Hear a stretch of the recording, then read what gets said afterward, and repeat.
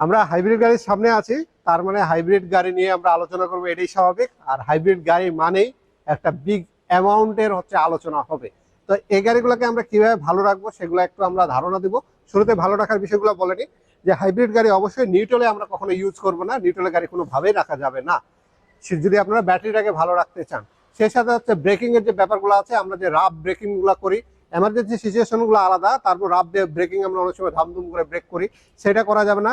Racing মোডগুলোকে আমরা avoid করব, সেক্ষেত্রে আপনার গিয়ার বক্স এবং ব্রেক বুস্টার এই দুটাই ভালো থাকবে, তার সাথে ব্যাটারিটাও ভালো থাকবে। আর এসির টেম্পারেচারটা যে আছে, সেই এসির টেম্পারেচারটা 18 থেকে 25-এর মধ্যে রাখার চেষ্টা করব। সেক্ষেত্রে যদি আপনার ভিতরের টেম্পারেচার যদি এই পরিমাণ থাকে, তাহলে ব্যাটারি হিট হওয়ার কোনো সুযোগ পাবে না, হাইব্রিড ব্যাটারিটা ভালো থাকবে। আর সেই সাথে আপনার গাড়ি যেহেতু আপনি নিজে চালাচ্ছেন, অবশ্যই হাইব্রিডে একটা ব্লোয়ার সিস্টেম আছে, কুলেন্ট সিস্টেম আছে, কুলেন্ট ফ্যান সিস্টেম আছে, সেটাকে অবশ্যই আমরা প্রতি জেনারেল সার্ভিসিং এর সাথে সাথে কিংবা ইঞ্জিন অয়েলের সাথে সাথে আমরা সেটা পরিষ্কার করবো। এবং পরিষ্কার করে রাখলে আমার গাড়ির ভিতরে ঠান্ডা পাবে, আমার ব্যাটারিটা ভালো থাকবে। আর হাইব্রিড গাড়ির বারবার ব্যাটারির কথা উচ্চারণ করতেছে এই কারণে, কারণ হাইব্রিডের ব্যাটারিতে অনেক টাকা দাম পড়ে যায়।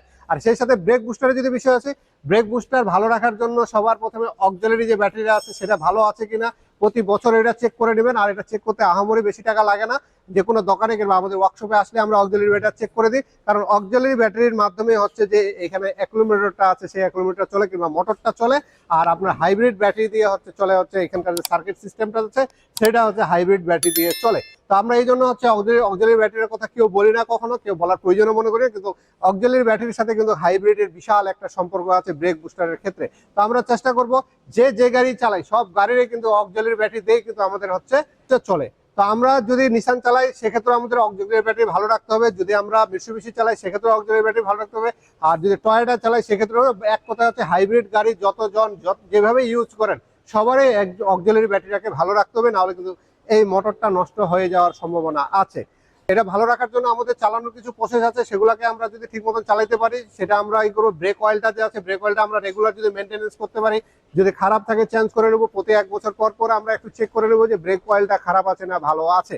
যদি খারাপ থাকে সেক্ষেত্রে চেঞ্জ করে নিয়ে ব্রেডিং করে নেবেন, সেক্ষেত্রে আপনার গাড়ি মনে হয় আবার আগের মতন ব্রেকিং সিস্টেম হয়ে যাবে। আর আপনার যে সমস্যাটা আছে বারবার সেই সমস্যাটা হবে না।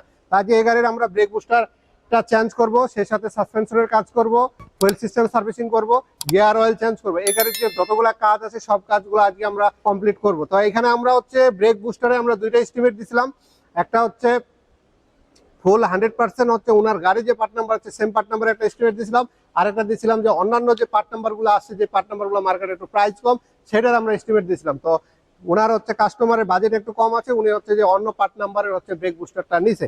আর এখান থেকে আমরা সার্কিটটা এই ওনার গাড়ির পার্ট নাম্বার এইটা, তো যে এখানে জেএস পার্ট নাম্বার, এই জেএস থেকে আমরা সার্কিটটা খুলে যে পার্ট নাম্বারটা আমরা দিছি সেই পার্ট নাম্বারে এই সার্কিটটা আপনার লাগানো হয়েছে।